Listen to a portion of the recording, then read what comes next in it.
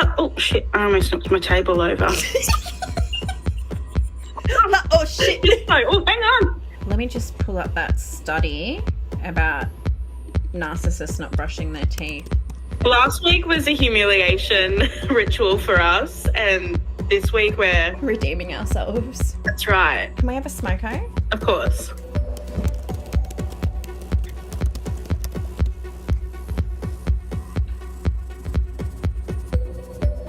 Gross, bro. Okay, ready? Good. This podcast was created on the lands of the Gumbaynggirr and Wurundjeri peoples. We pay our respects to elders past and present. Always was, always will be. We wanted to give you a heads up that this podcast discusses themes such as domestic violence, coercive control, sexual abuse, and child abuse. Any similarity to Nicholas Firefly of Queensland, Australia, is due to the fact that this podcast is about him.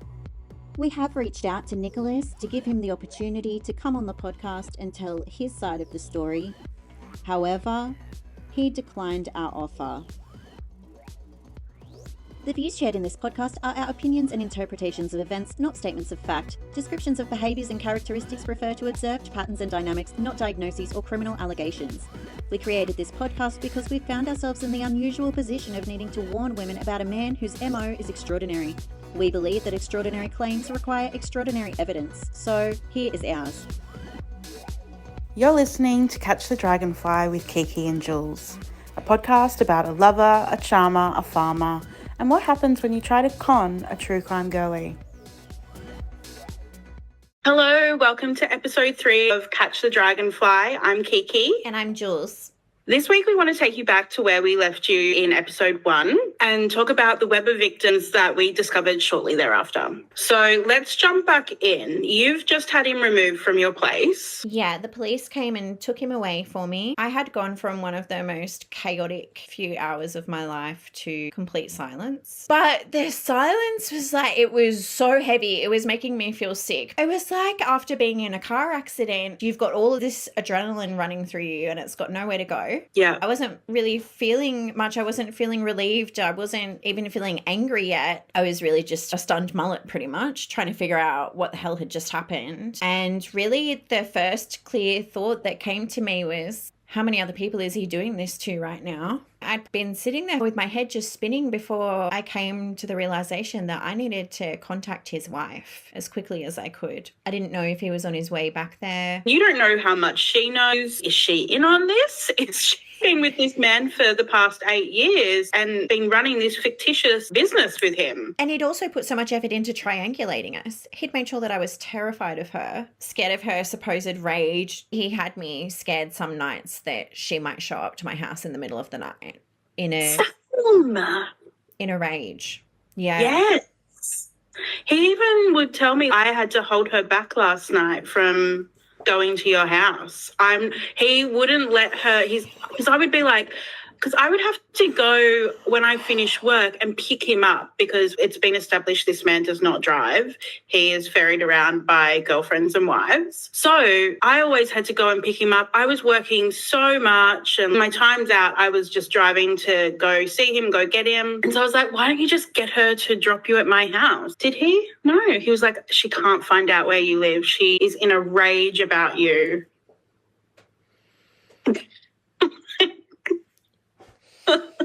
Little old me. When I was thinking about reaching out to her, I was thinking about all of these things about how scared I was of her, that I didn't know how she was going to react. And as you said, I didn't know if she was in on this. I had no idea. He'd painted her as a really amoral type of person. It had only been like half an hour since the police had removed him from my place, and it hadn't really clocked to me yet. It hadn't settled in that everything he told me about her was a lie. So I was thinking about how she needs to know that the business isn't real, that he's a con man, and that her reality had been manipulated just like mine had. That's when I really went from thinking of her as a potential threat to my safety to thinking she might be the only one who understands. So what was your original message to her? What did you say? I was so scared of her that I didn't even message her from my own phone number. I messaged her from his WhatsApp.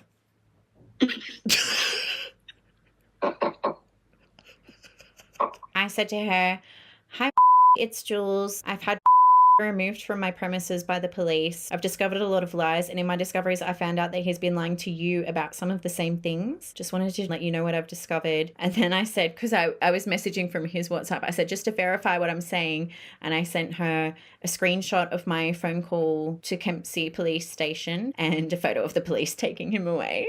We got on the phone very quickly after those messages were exchanged. The first question she asked me was, is the farm real? And unfortunately, I had to tell her that it's not, which is just horrendous because this is meant to be their children's inheritance. And it wasn't just the farm. There were so many fake assets. There was a house that he supposedly owned. There was at least one unit that he supposedly owned. She must have been devastated. She has worked hard. It's so insulting of him trying to act like he's on her level when he does not compare in the slightest. It seems like so many of the lies were just to convince her that he was on her level.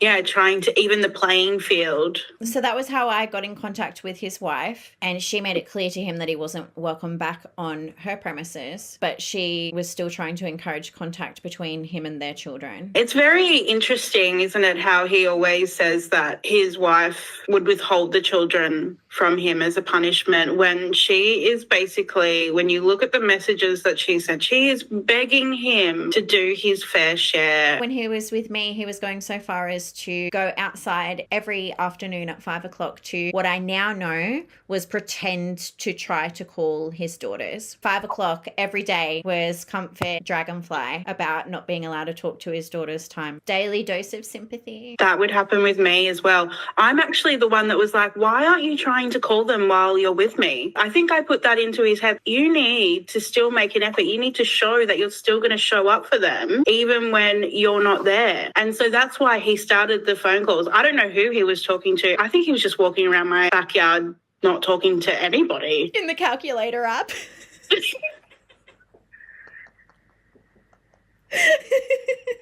Like, I know when he was talking to his therapist, I'm pretty sure he was just on the phone with his job network provider. But,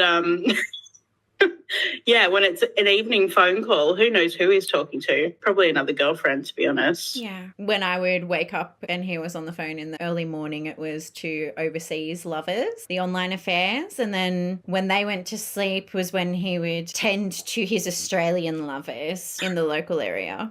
So busy. No wonder he's so strung out. Really, the next major connection that I made with someone who'd been conned by him was you. Me, yeah. Like we said, we had a big chat on the phone that night and we uncovered a lot of things. You confirmed a lot of my suspicions that I had, and I was able to offer more insight on stuff like the cancer. I think he had told you that his mother was dead. She is not. He had told me while we were together that his grandmother had died. She had not. There was all the business stuff. Another thing that he'd said to both of us was that he had a whole bunch of sperm donor children. So he had gone all over the States spreading his seed from sperm donor clinic to sperm donor clinic, just... He thought he had kids all over the States. And then he told you that he had 2 sperm donor children with a lesbian in Ipswich who had caught feels for him. Yes. One of the times where we were picking up his daughters to have them come and stay with us for the weekend, his wife had brought along boxes of his belongings because she was getting him out of the house. While I was helping him unpack, I saw a photo of him with some kids. And I said, oh, who's this? And he said, that's some of my sperm donor children. I was looking at the power poles and I said, this photo looks like it's in Australia. And he's like, yeah, my sperm donor kids in Queensland to the lesbians. I was like, what? I don't remember you telling me this, but I'm neurodifferent. He said, yeah, I told you all about it. I can't believe you don't remember. So now I'm like, oh God, I've made a faux pas. I feel really bad. And he reminds me that he had a lesbian friend in Queensland and she had wanted to have children with her partner, and him being a really close friend, they'd asked him for the sperm and he said yes. As the months went on, he would tell me more stories about her, and he would tell me, of course, that he had been dreadfully victimized by her. that she went into a bad depression while she was pregnant and she wasn't doing anything to look after herself. It was really tragic, and he was going over there looking after her, and he realized that she wasn't going to be able to look after this baby without his help. And so he furnished the nursery for the baby. He hand sewed the curtains. He told me that the collar on his battle vest was the same fabric from the curtains in the children's room. He just done all of this wonderful stuff for her. She just took it as an insult. She just took it as him saying, you don't know how to look after a baby, you can't do this on your own, and that he was overstepping. Apparently she just yelled him out of the place and never allowed him to talk to them again. And he was just devastated by that, because after leaving all of these sperm donor kids behind in the United States, it was really going to mean a lot to him to have a sperm donor kid who he could actually lay eyes on and, you know, have interactions with. But of course, he was robbed of that. You later became aware that actually was not the case. These two children, there were two children, they were not sperm donor children, actually with a former partner. When I went through the phone, I found really terrifying, threatening messages that he'd been sending their mother, who was a former partner of his. Those were his two biological children, not a sperm donor situation. His kids that he had with a partner who then went no contact with him, and he continued to harass and abuse her for years. So I actually hadn't been told that story, probably because when we first got together, he also had another partner, which later became his wife. She already knew the story about this, so he wasn't able to tell me a different story. She already knew that these were his actual children from a relationship. Yes, exactly. And so he wasn't able to spin a different story because initially we weren't triangulated. So he had to tell us some of the same stories. So I knew about this former partner, but she had apparently suffered really badly with postnatal depression, and she'd gotten quite violent towards him. He claimed that she had stabbed him, which a wild accusation. But I had heard that story that you said about his first two children with another child who was apparently a sperm donor child. And that was in between the babies he had with his wife and the first baby mama. So we knew about the two children with his wife, and we knew that there were two children from the past. But in between those children, there's actually another one, child number 3 in the middle. That's right. And he had said that that was the product of a sperm donation. However, given the fact that you had never heard of him and that it was a very similar story, like very, very similar, another lot of lesbians that he donated his sperm to because he was just such a good friend, and then they'd gone crazy and one of them had fallen for him. I started going, I don't think that this is a sperm donation child. I think he has another child that's just from him sowing his seed the good old-fashioned way. It's kind of plausible a lesbian falling for him. I ruined my lesbian streak to get into a relationship with this man. I actually told him when we were initially just talking to one another, I'm not really looking for a relationship with a man. I'm willing to be friends and whatever. But I was kind of trying to put him off. I was saying to him, there's a reading list if you would want to be my boyfriend. Like, you need to read this, you need to read that. Just like, don't bother with me. But of course, he told me that he ordered those books immediately. And I was kind of like, oh, wow. How impressive. My post-divorce world and my relationships were all women-centered. And really, there are probably 3 men on the planet who I would consider flirting with. But I made an exception for him because he convinced me that he was the exception. He really does. We quite often just joke that we were just lesbians. So did we. And we're gay for each other. And he would say, this is the gayest relationship I've ever been in. Even gayer than the ones I've had with men. Turns out, of course, it's gayer because there haven't been any relationships with men. He was with Bruno at the time, so. Bruno.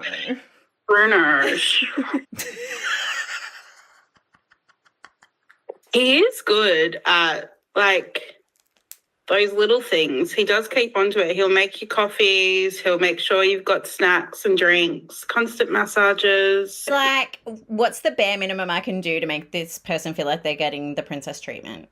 Oh, he's so good at cosplaying empathy when he needs to. Yeah. Although once you see through it, it's a bit hard to unsee. Like a really badly sewn cosplay outfit. Like it's Temu empathy. As he becomes more comfortable and the mask drops, rather than offering that feigned empathy, he will instead try to one-up whatever you're going through. Absolutely. You're not allowed to go through anything when you're his partner. No. Anything you're going through has to be put on the back burner because he is actually just going through too much. Truly. Too much. Truly, there was one incident where I was experiencing a medical event and I was on the floor in agony and he managed to redirect it back to himself. I ended up sitting up from the position I was in on the ground to try to deal with my pain to comfort him about a story that I later found out he'd completely fabricated. I have so many stories exactly the same. Even when we broke up the last time after the cancer scandal, a few months after that, my beautiful dog Roger passed away. It was a horrible shock. And if there's one thing about the Dragonfly, he really does get in with your animals, especially when you are a childless person. You know, your animals are your babies. And so he shows them so much nurture and kindness and whatever. So I always thought they had a bit of a bond. But in reflection, my dog was actually just getting close to him so that he wouldn't get close to me. He was trying to protect me. But Roger passed away a few months after. You know, I did a post saying my baby has died. Reached out to offer concern and empathy. I didn't want to respond to this guy. I just found out that this guy had just been lying about everything. The last thing I wanted was to interact with this fuckwit. So I didn't respond to him. A few hours later, I get another text from the Dragonfly saying, yeah, thanks a lot. I offer you kindness and you don't even say anything. And I just was like, I was at the point where I just didn't care anymore. I didn't care about his feelings anymore. So I was like, are you really centering yourself? My dog has died and you're making it about you? Is that what's happening here? And he doesn't like getting called out on that. Disgraceful. Disgraceful. Disgraceful. This guy will do anything. We started going, okay, these friends. As we talked about the women he was victimizing, we noticed that all of his victims seemed to be people who were empathetic, kind, and responsive to other people's needs. Abusers see empathy as an in, as access, opportunity. Yeah, they have a keen sense to be able to pick out someone who is kind. The empathetic person will take that on themselves. They'll say, I allowed them in and I let them do these things to me. But that's not at all the case. He's sniffed you out. It's his evil sixth sense. With women like that, the way that he presented himself as an empathetic, soft, kind man, he would make people like that think they'd found their ideal partner. But really dating him is like buying a self-help book that spontaneously combusts and burns your entire house down.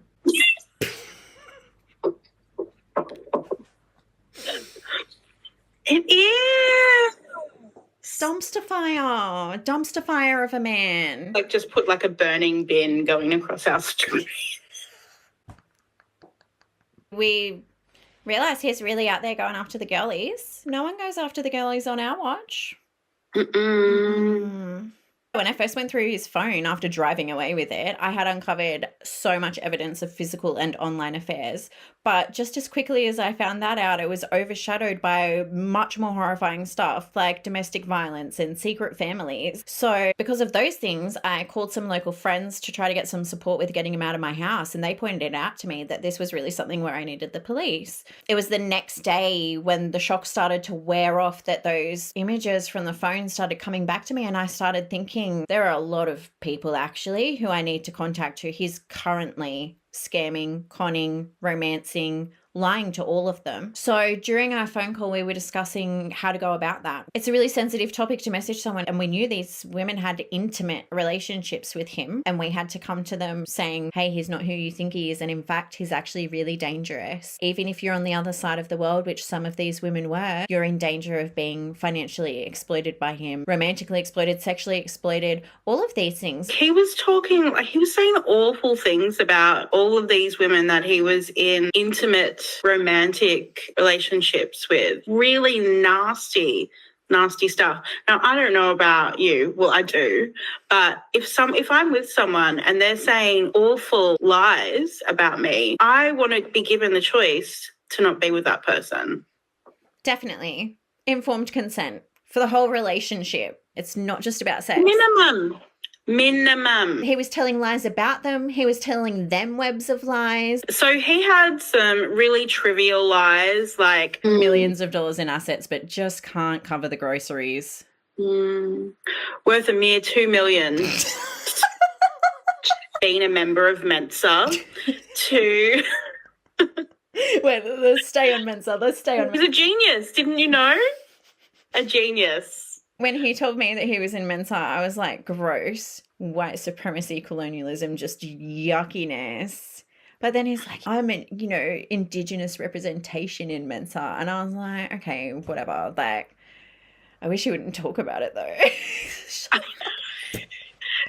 He really just used it as this badge of honor. And I just don't care about that shit. I love smart people, but smarts is so much more than just an IQ. I'm a high school dropout and I don't give a shit about that. So it was really interesting that he was using it. I think it took him a while for it to click in that I didn't do my HSC. I've never been to uni. It really took him a while to clock that I don't care about you being in Mensa. He even said to me once he clocked that I was a high school dropout. He said to me, he's like, wow, you could even almost be as smart as me if you stayed at school. I was like, almost. But in my head, I was going, I'm so much smarter than you, you stupid idiot. Did he hang up his calculator app to tell you that? But this man can't spell. He makes grammatical errors all the time. And he's telling me that I could almost be as smart as him if I stayed in school. Fuck off, idiot. Yeah, Come on. Total spelling and grammar police, which really bothers me as a person, also as a former teacher, also as an English major, because it just reeks of classism, racism. Gross. Who cares? If you can understand what the other person is trying to say to you, then just engage in the communication without being a dick. Exactly. He is obsessed with it. When we got together, he'd be like, I'm so excited I can use big words now as a way of putting his wife down, who is so much smarter than him, did so much more on the farm than he did. He has a complex, and so he tries to punch down at people, but they're fake scenarios. Yeah. I believe he told you that he had quite a lot of technical capabilities as well. He did. He had told me in the initial relationship. Now, I'm not tech savvy, okay? So I don't really know a great deal about stuff. But he'd said that he and his friend had a van that they would park outside of people's places in affluent neighborhoods. So I'm struggling to tell this story without giggling, but he would park outside of people's houses, hack into their computers, and then go and blackmail them, say, if you don't want your wife and kids to know what you've been searching, you better pay up. Kevin shouldn't have to listen to this. This would be very painful for him. Nails on a chalkboard. And so I'm just imagining this FBI van with a satellite dish on its roof with computers inside. Is that how they do it, Kev? And he's just going and threatening these people. And this is I don't know, when he was in his early 20s, apparently. The timeline is muddy. Was he trying to justify this to you by vilifying his victims, or was he saying this was his dark past and now he's a better person? A little bit of both. Apparently, his victims were looking up some really dodgy shit on the internet. And also he was saying, yeah, I used to be a piece of shit. He never tried to spin that one on me, but I'm kind of into that stuff. So he would have known that he wouldn't be able to get away with that kind of tale-telling with me. To be honest, he told me that the first time we were together, and I don't think he even remembered it the second time. There were things that he told me the first time we were together, and I'd bring them up. Because I have a pretty good memory for when people tell me stuff. I can hold on to certain bits of information. It's part of my hairdressing DNA. I was like, oh yeah, and didn't you say you used to hack into people's computers? And he would be like, I don't think I said that. you did. He said he had a very dark past. I don't know about what he said to you, but being in juvie, I can't confirm or deny this. We're going to try and figure it out, but I don't know. He said that he had taken over at his mum's drug ring and you know, he was a debt collector for her. Apparently one finger is worth $10,000. Just FYI. Whoa. We've got so much money here. I don't need these. I don't want to use them anyway. I found a bit of a timeline the other day when I was going through my messages. Did Because, you? yeah, so he said to me, I left home at 15. I was on a scholarship, stayed in school until year 10, but then did year 11 and 12 at TAFE while also working in an electronics store. And then at 18, went to the States. So somewhere in there, he says that he's done his tattoo apprenticeship and he's tattooing. I've actually got an example of his tattooing ability on my body. I can confirm that he does not even know so much as how to turn the machine on to the correct settings to be used on human flesh. No, yes. We had to fix that one up, didn't we? We did. Show the slide. Thanks, Tiny Cat. Understanding his web of lies, we knew that anyone who he was in contact with was going to be dealing with a completely fictional character in what he was presenting to them. It wasn't as simple for us as just cutting and running. That really wasn't an option if we were going to be sticking to our values and our beliefs. Well, as we said in episode 1, he's not a kiss and release, because this man's going to continue to do the exact same con again and again and again and again. And that's what we've seen him do for a long time now. So as we began reaching out to his other victims, we got a growing sense of clarity and we really started to map out better how it was that he was operating. And it really was starting to look more and more like a soap opera directed by a psychopath. We knew he was lying to them. We had proof. We also had proof that he was saying disgusting things about them that we were quite certain were false allegations. So we believe they deserve to know. One of his victims is someone who he was claiming is a mentor to him, an Indigenous person in Canada who he said was doing the same type of farming as him and was a big mentor to him. He had told me that he had recently gotten a mentor. She looked like an in-up version of me. And if he would just squint his eyes a little bit, he could pretend it was me, which I just was like, that's a rather odd thing to say to me. He had told me a really interesting story about her, actually. Yeah, he told me a very similar story. When he was up in North America, he'd gone and spent time with her on her farm in Canada. But he'd never been to Canada in his story that he had for her with me. She'd taught him a lot of Indigenous farming practices, which I wasn't too sure how that would translate to Australia, but I'm no farming expert. But the relationship had really gone sour because she was making these sexual advances on him. One day I got a message from him telling me, he's like, did I tell you that my mentor started being really inappropriate? He was telling her, just because I'm non-monogamous, it doesn't mean that I want to sleep with everyone in my life. And she was getting very upset with him and would send him these really sexually explicit videos. He told me that she had sent him explicit messages and he was trying to say, whoa, I don't know how you've gotten this idea from me. I like you, but I'm not keen like that. Videos of her and just... He was just really devastated at the loss of that really important mentorship and friendship because of her actions. And he was basically saying, like, she's in a position of power and she's basically been grooming me. Say, you know, she shouldn't be doing this. It's the little changes that he makes in his stories that really make you go, oh, yeah, okay, this is fake. It's made up. He's got to, like, make them work for the person, right? He's got to make it pop more each time. I think that really speaks to that whole psychopathy thing of needing the stimulation. It's not exciting enough for him if it's the same story over and over again. Plus the fact that there are so many lies, it would be impossible for even him to keep up. He really needs to journal. Well, we did find some interesting journal entries, didn't we? I was like a concerned partner. I was like, I'm so sorry that you're going through this, because apparently when he rejected her, she raged on him. She threatened to come to Australia and yeah. So you reached out to the mentor, didn't you?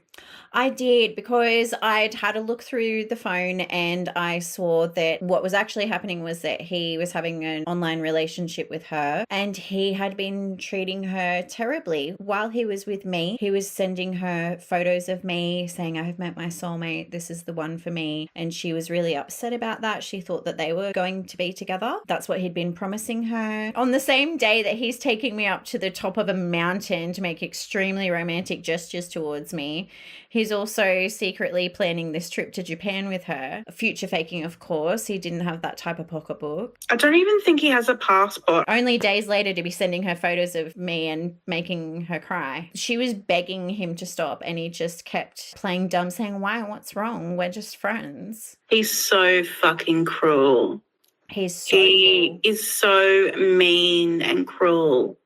And after he had hurt her and broken her heart, he tried to get sexual with her again. And she was reiterating, no, this is a friendship. I don't want that. And he was saying to her, well, I thought you're non-monogamous. I thought you understand. As though non-monogamous people have to want him. Gross. And it was him saying really grotesque things to her, describing like the V in his muscles as gutters. What? Yeah, and offering to send photos and yeah, just being a gross pervert on non-monogamy. I don't do monogamy in relationships, but he was telling me the whole time, me neither, but I have such a monogamy kink for you. Like, I just can't even find myself being interested in anyone else. You're the only person, like, I'm just so obsessed with you. And I was like, okay, whatever. How he like pushes for monogamy so soon on. Before I reached out to her, I told him, you need to tell her what you've done. You need to admit to all the people you're talking to what you've done. And he tried giving her the bare minimum that he thought he could get away with. He would say to her, I've been shady and dishonest, and then screenshot that and send it to me like, look, I told her. And I'm like, I can read.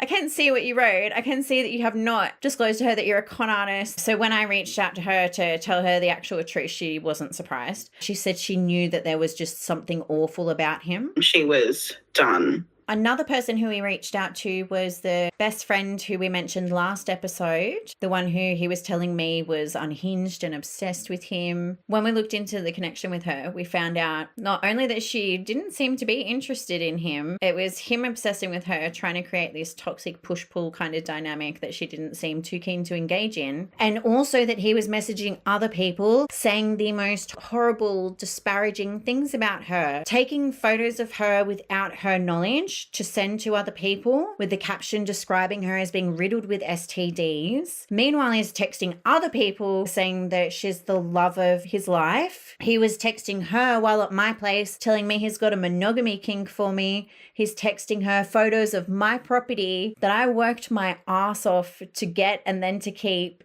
not even telling her that he's living at my place. He's texting her photos of it saying, tell me where you want a house and I'll build it for you. I'd always been quite sus on the bestie, not necessarily on her in particular, but if there's one thing about the Dragonfly, he always has a bestie. I was a bestie at one point and it definitely wasn't platonic. So I was always really sus because I'm like, this guy doesn't know how to do platonic. Like, he says he has all these platonic friends, but why are they always catching feelings for this guy? He had introduced her into the timeline saying that she was his ex-wife's new girlfriend, but he just really clicked with her straight away because she has an autistic son who had been attacked by his daughter, but he knew how to deal with the autistic son. So they had clicked very quickly and actually got along better than she got along with his ex-wife, but was sending me all this stuff going, please don't worry about her. Meanwhile, this guy is being really cold to me, avoiding coming to see me. And I'm just saying, I'm not a jealous person, but I expect to have some of your time. When you're giving me zero time, but you're giving these new friends all your energy and attention, I'm going to have a problem with that. He definitely tried to triangulate us, but he also would say these horrible things like, she's fucking crazy. She's obsessed with him. She's riddled with STDs, how gross and skinny she is and has awful teeth. Then I come to find out when we get in contact that this is apparently also the love of his life. And he also split her into two people. There's good and bad. Yeah, I'll bleep it out. There are so many more people in his stories than he actually comes into contact with because everyone's got a double. And he's quite lazy with the splitting of people. He literally uses the same name. There's two. There's me, Jules, his ex, and then apparently he's telling people he's got a therapist called Jules as well, whilst just repeating conversations he's had with me. Seems to be the only one that got other names, but were really different to my own. Yeah, Bruno. I forgot that you're uncle as well. I'm uncle, I'm Bruno, I'm Daddy Dearest. It's always a dude. Names that you've been saved as in his phone to hide you from partners. Yeah. Well, you're none the wiser. None the wiser. And you know what? He would always say stuff like, I just want you to know you're not my side chick.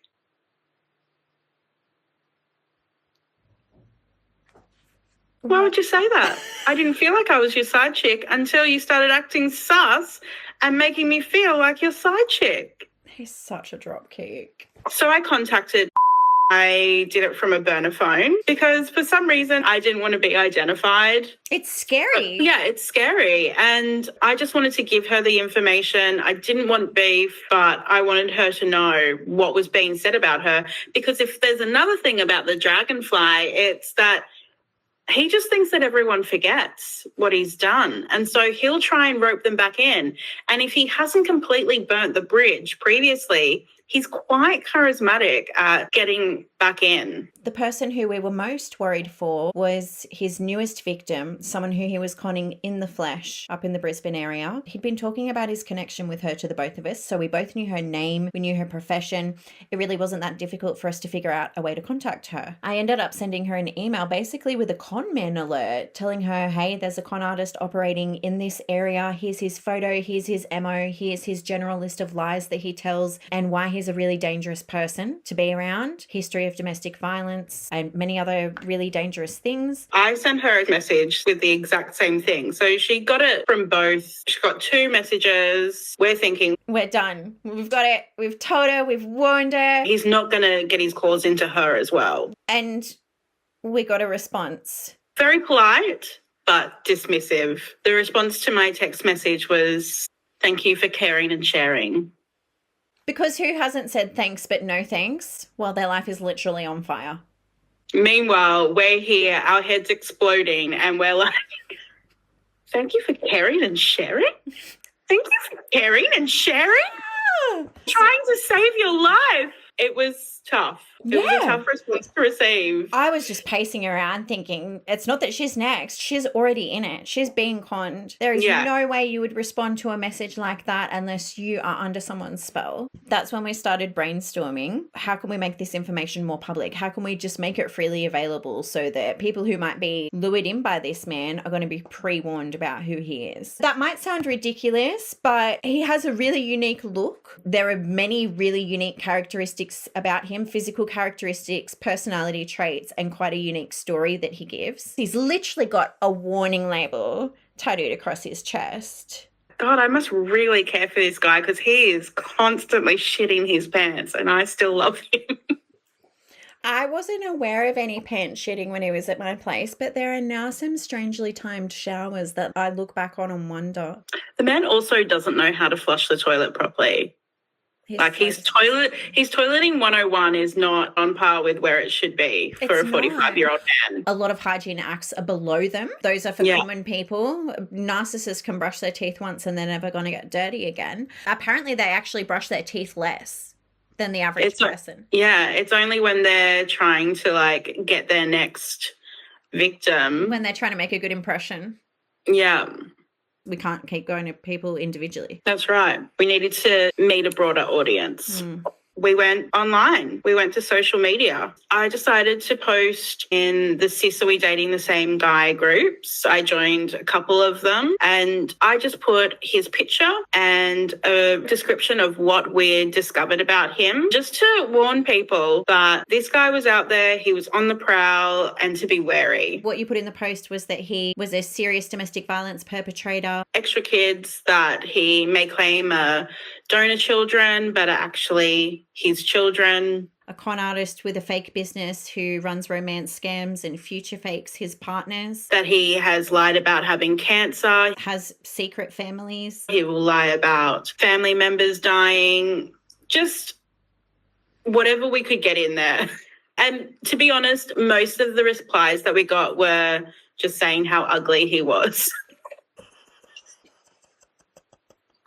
That group has since been shut down, which we've got some feelings about that, don't we? There's potential legal issues, defamation, things like that. But at the end of the day, this type of space is needed for women to be able to keep ourselves safe. We need to know what we're facing. For women navigating online dating, we don't have the social circle connection with these men that you would ordinarily have. So these types of groups really fill those gaps and allow women to share information that's really necessary for our safety. It brings up a lot of questions about how to navigate word of mouth survival in the digital age. You can run international scams with no consequences, but God forbid women post about it in a closed Facebook group. Once again, women's safety is put down the bottom. In reality, gossip has been one of women's most powerful safety tools. And we're not talking about gossip like sharing people's private information without their consent, telling stories about your friend's sex life to others. We're talking about safety information. We're talking about, hey, this person did this. This person is deceptive. This person is dangerous.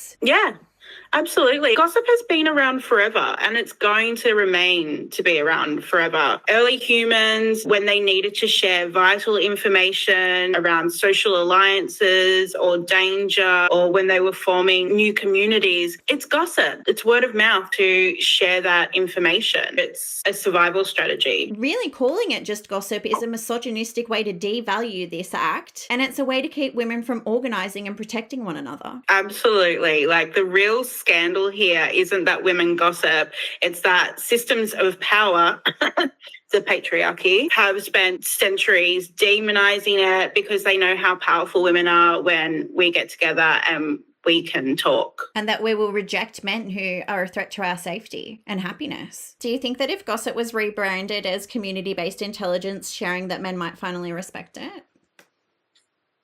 As long as a man's saying that. If I was a rich man. When the systems that are supposed to keep us safe don't, gossip becomes that infrastructure. Absolutely. I mean, even when you look at movements like Me Too, they're like modern examples of how gossip and sharing stories and warnings and people's truths, they're actually able to then topple abusers and galvanize social change. So once we had contacted all these people, we were in touch every day after that, and we decided to take our yapping IRL. I booked a flight and I made my way back up to the mid-north coast, and we were able to finally meet in person for the first time. We got straight into frolicking around in the love garden that he'd planted for me. Absolutely. Dancing around in the flowers. We were enjoying each other's company, still sharing stories. We were connecting dots at a rapid click. You extended your stay at my place because there was so much for us to uncover. We were uncovering so much. Our minds were like buzzing. We couldn't believe it. We realized this had been going on a long time, well before we were on the scene, well before he was on the mid-north coast. Awful situations that we came across. A housing scam where the Dragonfly was living in, it's either a family member or a family friend. He was renting their house, although had stopped paying rent to... I was going to say, renting implies the paying I of don't rent. think he's actually... Well, he had stopped paying rent under the guise that he was going to buy this place from them. I think he was going to fix it up for them so it was ready to sell and he was going to buy it. Wow. Yes. Wow. He's a great guy. What a stand-up guy. Fixing it up in exchange for rent, and it wouldn't be his first time telling a family member that he'd given that great deal. Yes, that's right. there was that, which in the end, They basically got sick of his shit, sick of waiting for him to get this home he's loan. deflecting. We were uncovering so much. It was starting to feel like we were in a documentary, except no one was paying us and we were traumatized. Absolutely. Getting in touch with you and meeting you was such a healing moment for me, because although I wanted my relationship with the Dragonfly to be special as he had said it was, I realized it wasn't special. But then I had to go, oh my God, did he just trick me, or was he trying this on everyone? So meeting you and realizing that he'd been doing this for a long time, and then us discovering that it had been going on for even longer, it was really validating for me to know that I wasn't like, he's been doing this a long time and he's getting better. It's his each career. time. It's his career. Aside Absolutely. from job seeker, this is his second job. Absolutely. So once his own family seemed to get sick of him up there, he came down to the mid-north coast, and not only did he get claws into a new victim, that's actually right about when he decided to change his surname. And he chose something quite whimsical, something that really fit with the image that he was trying to portray. In fact, he even got a tattoo of his family crest that was related to this surname on his neck. During that same digging session, we also uncovered a honeypot of a scam. But it really was a honeypot. It's literally a honey scam. It's literally a page that he set up to attract people to his inbox for him to scam. A compassionate products organization is an operation where medicinal marijuana products are being provided to patients with serious illnesses such as cancer and other terminal illnesses free of charge. And it's considered a little bit of a grey market. He claimed to be giving free medical marijuana products to patients, but instead took hundreds of dollars from them and never sent a thing. From our extensive digging, there are some people who received products from him, but it seems that those were just people who were local to him in the area where he was living, who he wanted social clout over, or who he wanted to manipulate in some other way. The story that he told me was that he was just doing this because he's a bleeding heart trying to help, and that he couldn't even stand it when he would have to reject someone who applied for a product if they didn't meet the criteria. He had to get his wife to do it because she's mean anyway, so she didn't really care. Come to find out that he would then actually swoop in with another message saying, look, you don't qualify for free product, but if you want to buy some, that's going to help to fund it for the people who need it more than you.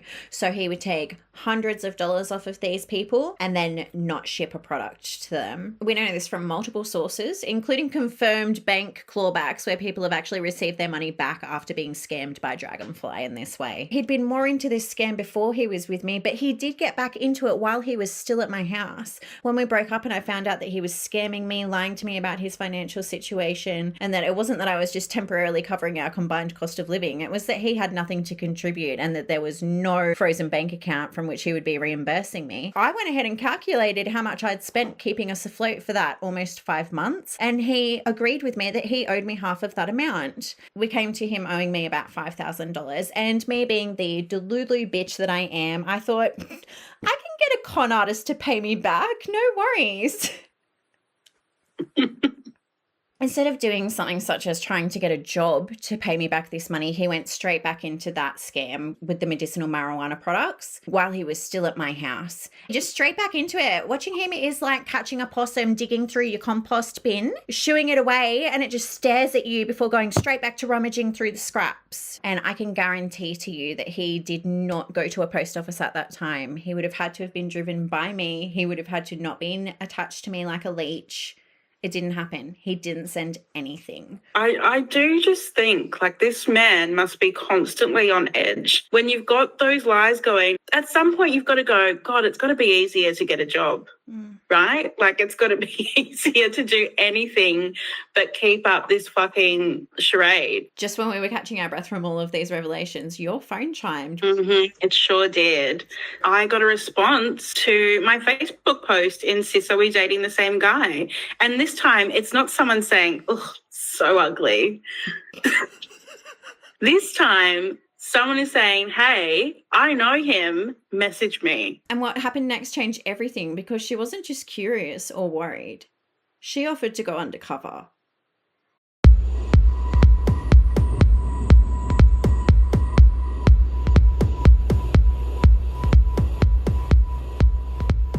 So So we've got a little bit of housekeeping to do, updates and announcements. Like we said, we are reaching out to anyone that can confirm or deny any of the Dragonfly's claims and stories. We reached out to the band that he was apparently filling in for, Pinch Points. They're a Melbourne band. To open for Idols when they played their show. That's right. And Pinch Points has confirmed for us that they were able to perform that gig without any intervention from Dragonfly. And they don't know him, never met him. No.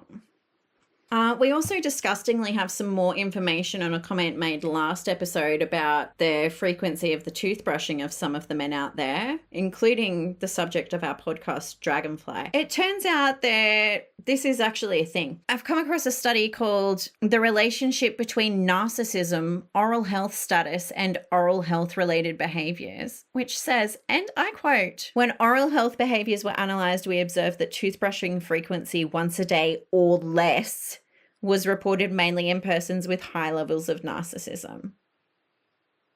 He's so terrifying, but he's just such a loser. It's like watching a horror movie, but the villain's wearing socks and sandals. I wear socks and sandals. Me too. But we're not villains. Exactly, we're cutie pies.